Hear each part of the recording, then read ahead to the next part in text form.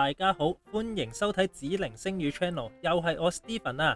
喺本集2026年丙午年來年12生肖運勢，我將會同大家分享一下屬雞嘅朋友喎。屬雞嘅朋友來年都係啦，並冇特別，各方面運勢都係一般，所有嘅煩惱呢都係嚟自於自身嘅啫。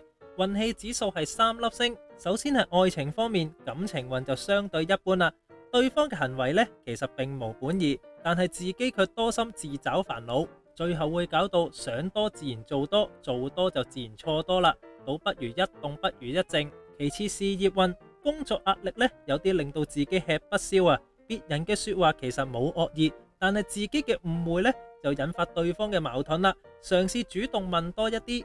之後係財運，財運來年比較一般，正偏兩財都會財來財去啊。害怕付出先係致命傷，要學習捨少得多嘅道理。有時主動問多一句就係機會出現之時。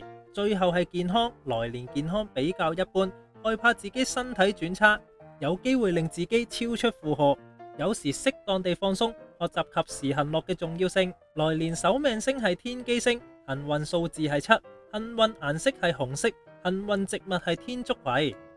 本集就嚟到呢一度，如果大家覺得我條片有用，都係嗰一句，記得 comment、like、subscribe，即係 CS 我嘅 channel。另外就係撳個叮叮鐘，咁就可以收到我 channel 最新資訊噶啦嘛。